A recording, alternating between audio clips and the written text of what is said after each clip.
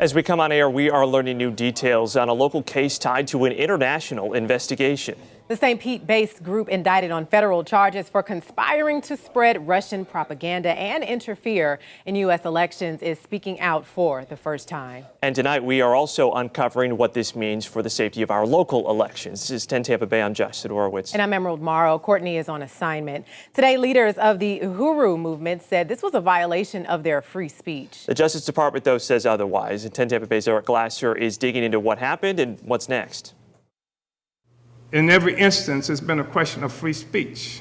Calling themselves the Uhuru Three, Omali Yeshitela, Penny Hess, and Jesse Neville, all members of the Uhuru organization, lashed out at federal prosecutors and asked the public to get behind them. That's what this is about, notwithstanding press releases that you get from the Justice Department, free speech. These indictments have no basis in reality. We are not guilty of the absurd charges that we are Russian spies deployed by the Kremlin to disrupt the St. Pete local elections. It was the first time the three had spoken since last month's federal indictment, accusing them of working with Russian operative Alexander Ionov, part of a covert effort, say prosecutors, to sow discord, promote Russian viewpoints, and influence elections. They're some of the most egregious and blatant violations we've seen. Federal prosecutors had no additional comments beyond the case they laid out 3 weeks ago, citing an ongoing investigation.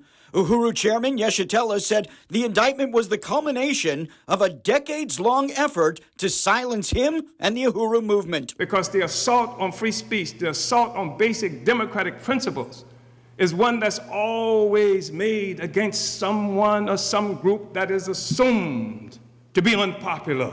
Much of this might have been avoided if those indicted had provided prior notification to the Attorney General that they were working with Ionov as required by law under the Foreign Agents Registration Act.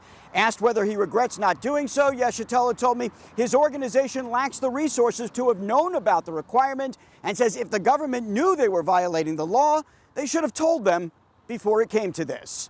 Those indicted are due back in federal court this Friday. A trial is set for July 3rd. In St. Petersburg, Eric Glasser, 10 Tampa Bay. Now, this investigation is raising questions about how safe our elections are from influence. So just a few hours ago, we did speak with the Pinellas County Office of Elections. We asked them if they have changed any of their procedures because of these allegations, but a spokesperson explained to us that any impact from what the group is accused of doing is more influential. And they say there has been no evidence of any physical equipment or tabulation issues that would have impacted election results. So we asked them what they do have in place to protect our elections from potential attacks. And they said that they wanted to assure you that they have a framework set up to detect, respond to, and recover from any potential attacks.